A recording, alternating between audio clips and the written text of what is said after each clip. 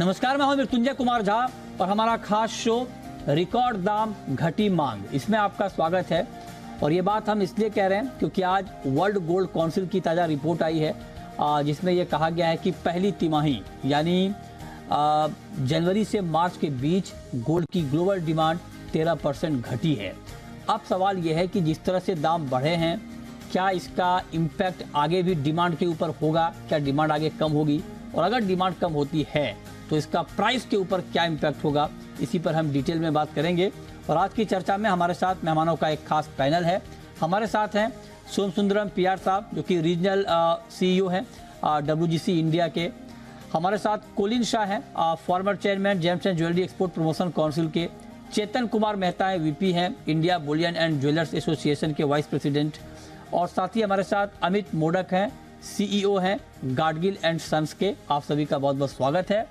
और मेरा सबसे पहला सवाल और आपसे गुजारिश भी, सोमसुंदरम PR साहब हमारे साथ जुड़े हैं, आज आपकी रिपोर्ट आई है, आपका बहुत बहुत धन्यवाद सर रिपोर्ट के बाद सबसे पहले हमारे साथ जुड़ने के लिए। और चूंकि जी बिजनेस देश का पहला हिंदी बिजनेस चैनल है और देश का नंबर 1 बिजनेस चैनल है सर, तो आपसे गुजारिश है कि आप जितने भी हिंदी बोल पाए अपने लेवल से तो हमारे ऑडियंस के लिए अच्छा होगा। वैसे आपके लिए फ्रीडम है, आप जो भी बोलें, लेकिन आप मैक्सिमम अगर कोशिश करें कि जो भी आप जैसी भी हिंदी बोल पाएं, ताकि हमारा ऑडियंस आपकी बात को अच्छी तरीके से समझे, क्योंकि डिमांड के ऊपर बहुत इंपॉर्टेंट रिपोर्ट है आपकी। तो मेरा पहला सवाल आपसे यही होगा सर कि जो इन्वेस्टमेंट, जो मैं रिपोर्ट आपकी पढ़ रहा था, बड़ा चौंकाने वाले आंकड़े थे उसमें, जो इन्वेस्टमेंट की डिमांड है वो मेरे ख्याल से 51% कम हुई है। तो मैं आपसे जानना चाहता हूं कि ये ग्लोबली इन्वेस्टमेंट की डिमांड में इतनी गिरावट क्यों आ गई, जबकि जो सिचुएशन थे ग्लोबल मार्केट में, चाहे वो मंदी की बात हो चाहे बाकी फैक्टर, वो इन्वेस्टमेंट बाइंग के लिए फेवरेबल थे। Yes, investment demand के लिए if you have to see it differently, bars and coins demand across various countries including US, they have gone up. 5% is the total increase in bars and coins demand investment में. But in percentage terms it is 51% down because last year same quarter ETF inflows was 278 tons inflows था. इस quarter में there is a very small outflow of 28 tons, that too mostly Europe. So because there was a big inflow last year, it seems like a 51% drop. But actually, if you really look at it, bars and coins demand has shown a very strong growth, and April में inflow भी था ETF में. So it has actually started showing a favorable trend. Okay, ये आपने decode किया इसको, ये बहुत महत्वपूर्ण बात है। लेकिन अब जरा हमें आप ये बताएं अमित मोडक जी, चूँकि डिमांड के दम पे ही गोल्ड में एक बड़ी तेज़ी हमने देखी, क्योंकि ये डिमांड बढ़ने की बात हुई, सुरक्षित निवेश के तौर पर डिमांड बढ़ने की बात हुई। गोल्ड में एक बड़ी तेज़ी हमने देखी क्योंकि ये डिमांड बढ़ने की बात हुई, सुरक्षित निवेश के तौर पर डिमांड बढ़ने की बात हुई। मैं आपसे जानना चाहता हूँ कि आप जरा हमें बताइए कि आपके हिसाब से क्या इस भाव पर आगे डिमांड कुछ कम होगी या आपको लगता है कि डिमांड मेंटेन रहेगी? एक साइकोलॉजिकल फीलिंग रहता है कस्टमर का, एक माइंडसेट रहता है। जैसे कोरोना के बहुत दिन बाद में 45,000 to 50,000 is a price band for the gold. ये एक उनका साइकोलॉजिकल प्राइस बैंड उन्होंने फिक्स किया हुआ था कस्टमर लोगों ने मन में। नाउ अभी जब बढ़ने लगा है गोल्ड, तो अभी थोड़ा देर लगेगा उनके माइंडसेट चेंज करने के लिए कि गोल्ड विल ऑलवेज बी 60,000 और something more, and it will very remote chance that it will again will be available at 45,000 और 50,000 लाइक दैट। जब तक ये माइंडसेट चेंज नहीं होता, इट विल टेक अनदर 2 या 3 महीने का समय जाएगा ये माइंडसेट चेंज होने के लिए। लेकिन आज के दिन में जो डिमांड है वो ज्वेलरी के लिए है, लेकिन वो एक्सचेंज के तौर पे है। मतलब पुराना गहने लेके आ रहे, पुराना जो सोना इन्वेस्टमेंट के तौर पे लिया हुआ था वो लेके आ रहे हैं और नया गहना बना के लेके जा रहे हैं, क्योंकि वेडिंग सीजन है। वेडिंग सीजन के लिए उनको तो गहने बनाने ही है, वो कोई डिफर नहीं कर सकता है कि आज शादी कर लेंगे और गहने बाद में पहनेंगे, ऐसा नहीं हो सकता है। तो वेडिंग डिमांड है और वेडिंग ज्वेलरी के लिए अच्छी डिमांड है, एक्सेप्ट कि वो नए चीजों की डिमांड है, लेकिन पुराना सोना देके वो एक्सचेंज के तौर पे डिमांड हो रही है। And it's a safe haven. ये तो अभी टाइम टेस्टेड हो गया है। पास्ट के बाद में आज तक अगर देखा जाए तो YOY ईयर ओवर ईयर 12 से 15% के बीच में इसमें रिटर्न्स आए लोगों को।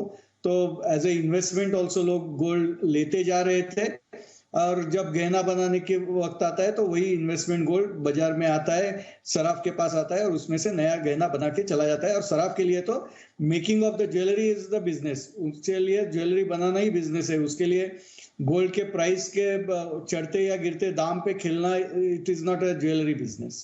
ठीक है। अब चेतन मेहता जी, आप चूंकि रिटेल डिमांड को बखूबी समझते हैं, तो आप हमें जरा ये बताइए, क्योंकि भारत को लेकर जो वर्ल्ड गोल्ड काउंसिल की रिपोर्ट है इंडिया के लिए Q1 में, वो ये है कि 17% जो भारत में डिमांड है वो कम हुई है, और ये 78 टन के आसपास 78 टन गोल्ड की डिमांड रही है। तो आप जरा बताइए कि रिटेल में ग्राउंड पर आप क्या फील कर पा रहे हैं? क्या मैन्युफैक्चरिंग की डिमांड कम हो रही है, रिटेल सेल्स में कमी आ रही है? आप लोग क्या फील कर रहे हैं सर ग्राउंड पे इस रिकॉर्ड भाव पे? नमस्कार मृत्युंजय जी, बहुत सही आपका सटीक क्वेश्चन है। एज अ मैन्युफैक्चरर मैं आपको ये बताना चाहूंगा कि हाँ, हाल ही का सेंटिमेंट थोड़ा सा कम है, उसमें कोई दो राय नहीं है, लेकिन मैन्युफैक्चरिंग में हमको एक अच्छा ऑर्डर मिल रहा है और लाइट वेट ज्वेलरी की डिमांड बहुत बड़ी है। अगर हम जब बात करें ब्राइडल ज्वेलरी की और बड़ी ज्वेलरी की, हाल ही का उसकी अगर हम बात करें तो उसकी डिमांड थोड़ी सी कम हुई है, बिकॉज अभी का शादी का सीजन आने वाला है। लेकिन ऐसे थोड़ा सा 10 से 15% मार्केट में रिटेलर्स का फुटफॉल्स भी कम हुआ है प्राइसेस के हिसाब से। जैसे सबने कस्टमर ने अभी एक्सेप्ट किया है कि भाई प्राइस 60,000 के ऊपर होने वाले और ये हमेशा रहेंगे। और हमने देखा है कि सोने का निवेश तो सबसे बेस्ट निवेश रहा है और हमेशा ये बढ़ा है और अच्छा रिटर्न दिया है। तो हम देखते हैं कि 5 to 10% का 100% थोड़ा सा उसमें सेंटीमेंट रहा है कि भाई थोड़ा डिमांड कम रहा है, लेकिन ओवरऑल फ्यूचर देखें तो हमें लग रहा है कि बहुत अच्छा डिमांड और अच्छे ऑर्डर्स आ रहे हैं। लाइट वेट ज्वेलरी के बहुत अच्छे ऑर्डर्स आ रहे हैं। तो मैं कहीं नहीं देख रहा हूं कि ज्वेलरी की डिमांड, हाँ ठीक है, हाल ही का हो सकता है इस बार 5-10% घटी हो, लेकिन अगले क्वार्टर में हम बहुत ज्यादा अच्छा करेंगे, ये मेरा पक्का यकीन है। आपको यकीन है कि आगे डिमांड अच्छी रहेगी, लेकिन आपका यकीन कितना यकीन करने लायक है ये सोम सुंदरम साहब बेहतर बता पाएंगे, क्योंकि ये क्वार्टरली रिपोर्ट निकालते हैं गोल्ड डिमांड की। तो सोम सुंदरम साहब, अब मैं आपसे जानना चाहता हूं सर, जब आपकी नेक्स्ट रिपोर्ट आएगी, मतलब सेकेंड क्वार्टर की, अप्रैल मई जून, हालांकि ये मानसून से ठीक पहले तक का आपका आउटलुक रहेगा सेकेंड क्वार्टर का, लेकिन फिर भी मैं आपसे जानना चाहता हूं, क्योंकि प्राइसेस काफ़ी बढ़े हैं सर, ऑल टाइम हाई पे है गोल्ड का प्राइस इंडिया में भी और ग्लोबल मार्केट में भी। आगे आपको लगता है कि डिमांड में कुछ डेंट हम देखेंगे ओवरऑल? Second quarter में I think you will see a dent. But if you are looking at the year, the calendar year, fourth quarter, that is Diwali quarter, always brings surprises. If there is a good monsoon, and if, as our earlier panelist said, people get used to this price and price doesn't go up sharply from here, you will see fourth quarter is a big surprise. अच्छा, fourth quarter आप कह रहे हैं कि surprise रहेगा, लेकिन second quarter में sir क्या फर्स्ट क्वार्टर के मुकाबले ज्यादा कम रहेगी डिमांड?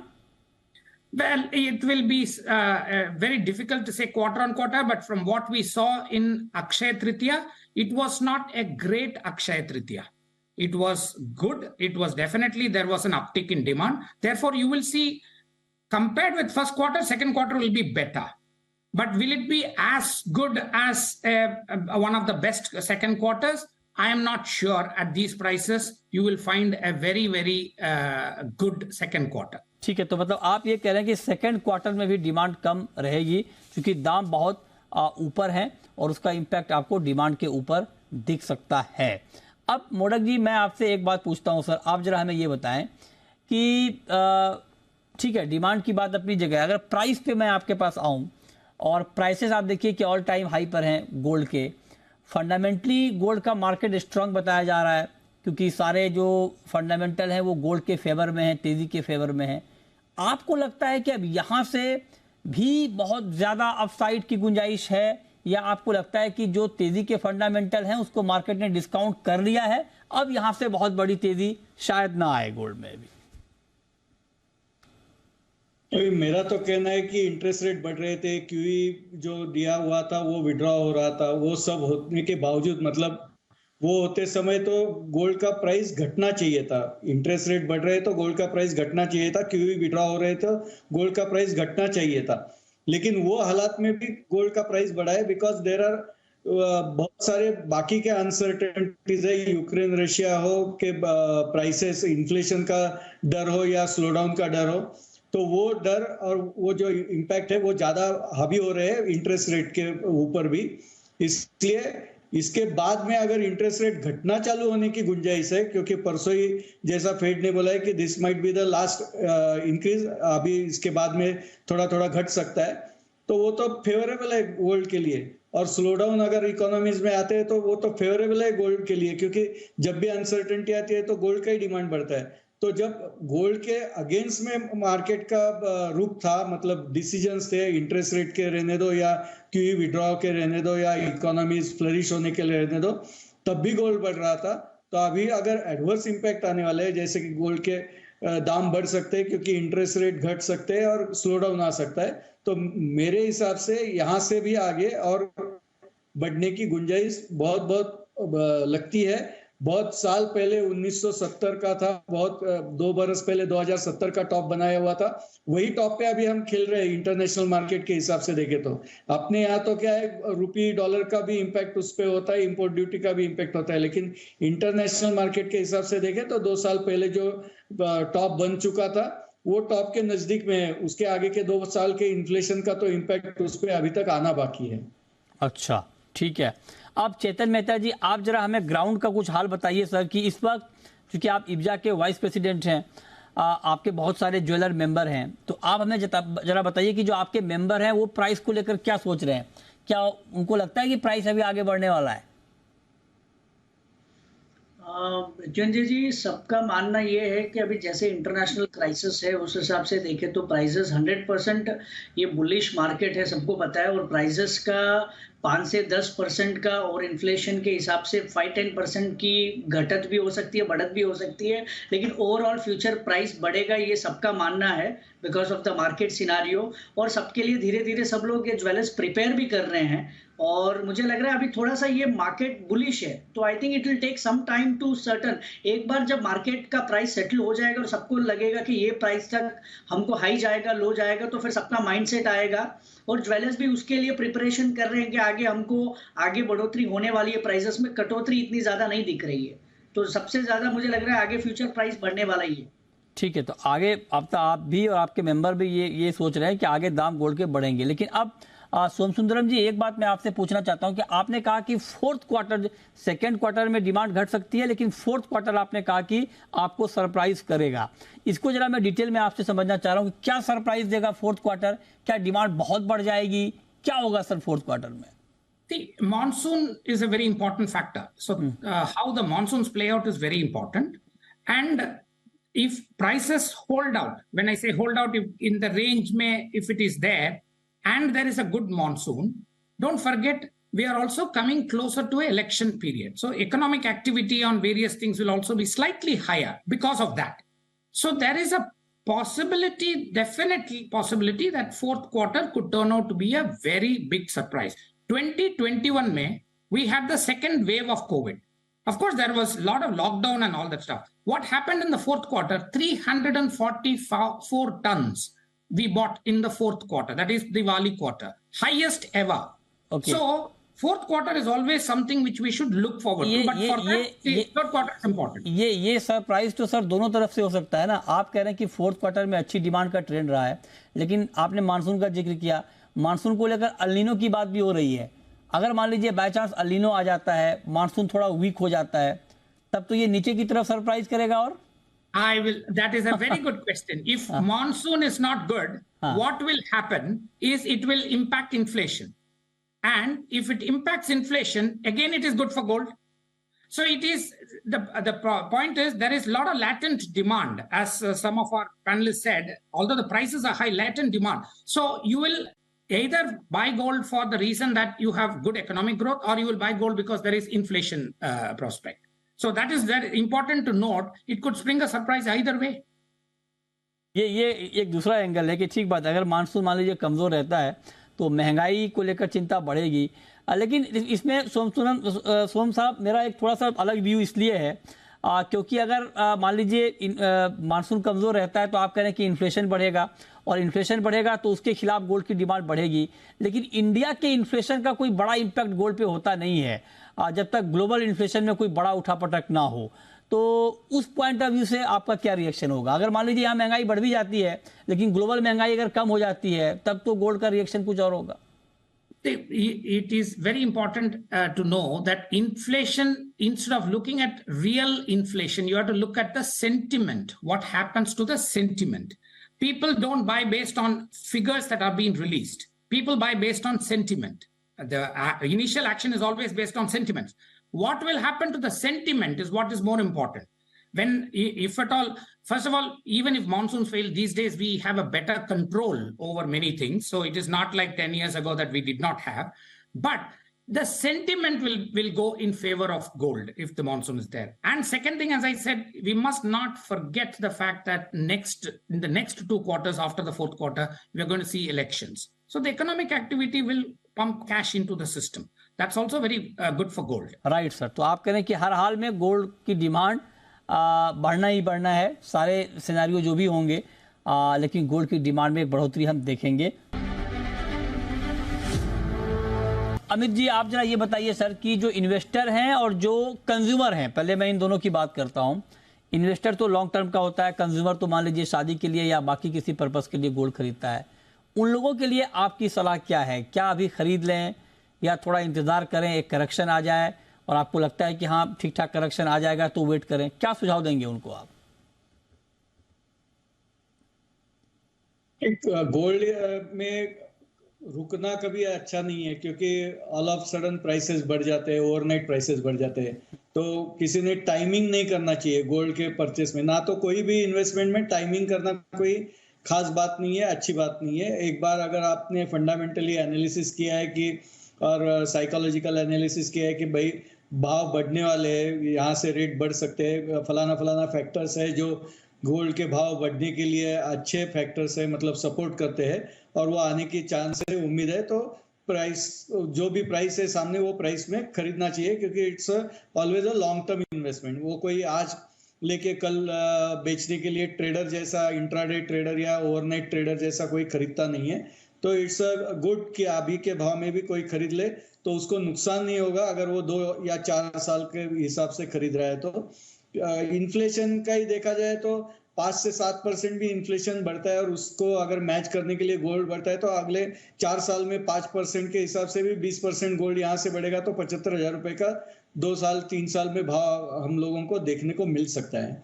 सोम सुंदर जी जैसे कहते थे मानसून का एक चीज, तो इंडिया में मानसून बहुत मायने रखता है। इंडिया में मानसून अगर कम होता जाता है तो लोगों की बाइंग पावर कम हो जाती है और रूरल एरिया में ही गोल्ड का ज्यादा डिमांड है आज के दिन में अर्बन एरिया से।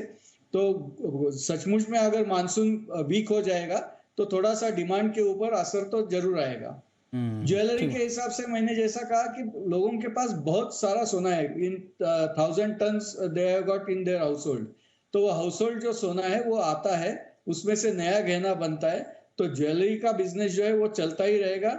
5-10% आगे पीछे होगा, लेकिन ज्यादा उसके ऊपर कोई असर आएगा भाव के वजह से या मानसून के वजह से या डिमांड, ये जो वर्ल्ड गोल्ड काउंसिल का डिमांड ये है, ये वर्जिन गोल्ड के बारे में है। एक्सचेंज गोल्ड के बारे में शायद उनका ये डिमांड और सप्लाई का चक्कर नहीं है, तो वो वर्जिन गोल्ड के बारे में है। और इंडियन ज्वेलरी इंडस्ट्री है वो almost 4 to 5 times virgin gold से ज्यादा काम करती है एक्सचेंज गोल्ड के बेसिस पे। तो इंडिया का ज्वेलरी इंडस्ट्री जो है उसमें डिमांड रहेगा as a investment. Yes, everyone should buy gold at any point of time. Okay, अच्छा चेतन जी, एक बात आप जरा बताइए हमें कि जो आपके जो ज्वेलर हैं, ज्वेलर क्या गोल्ड का स्टॉक कर रहे हैं क्या इस उम्मीद में कि आगे दाम बढ़ेंगे? मतलब क्योंकि आप लोगों से ही सेंटिमेंट तय होता है, आप लोग तो भाप जाते हैं कि आगे क्या होने वाला है, तो क्या ट्रेंड है अभी ज्वेलर के बाइंग का?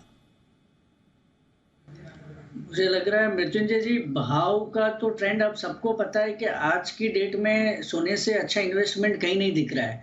तो ज्वेलर्स ने आज अभी बहुत सेफ खेलते हैं, जैसे उनका सोना बिक गया वो वापस इमीडिएट उसको परचेस कर लेते हैं, हेजिंग कर लेते हैं और मेक श्योर करते कि लॉस नहीं हो। लेकिन जैसे जितने retail store day by day अपने ब्रांचेस बढ़ा रहे हैं ऑल ओवर कंट्री में, एक एक कॉर्पोरेट्स के 5-5, 10-10 शोरूम आ रहे हैं, तो हाल ही का इन्वेस्टमेंट तो बढ़ रहा है।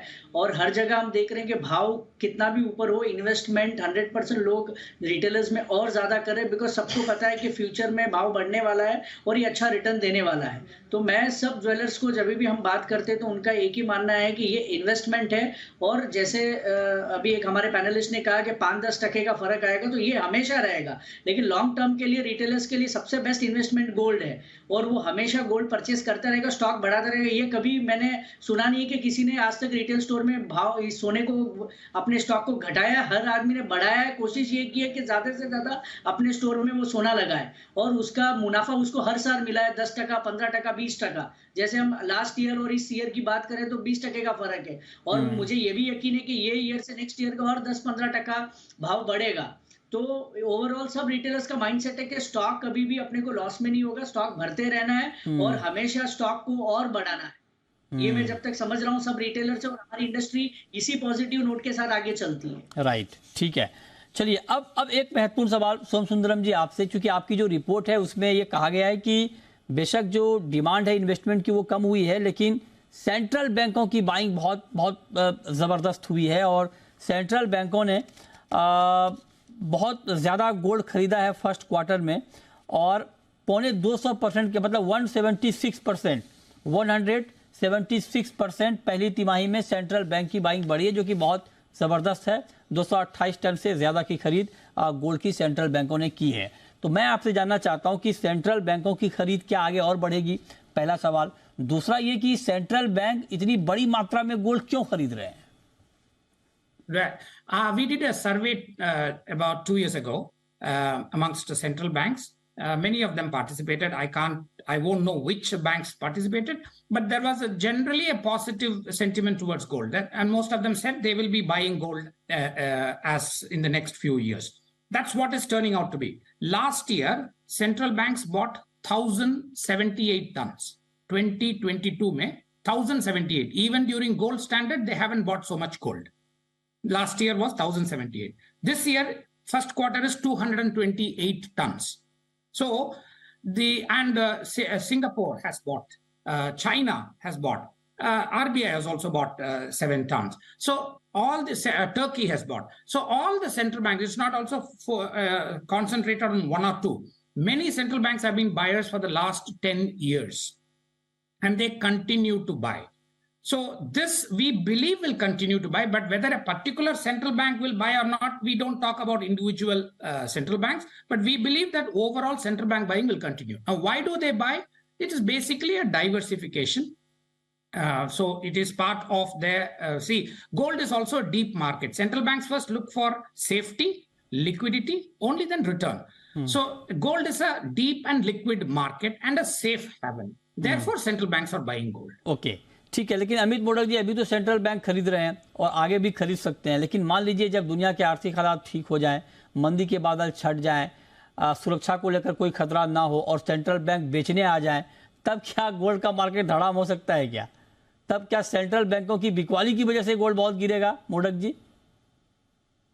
वो एक बार हम देख चुके हैं 2006-07 में ईसीबीज के वजह से देख चुके हैं, फिर 2013 में एसपीडीआर के वजह से देख चुके हैं। वो तो इट्स अ मैटर ऑफ कि हर कोई बाजार में, मतलब वो सोने का बाजार ही हो, शेयर का बाजार हो, ऐसा कुछ नहीं है।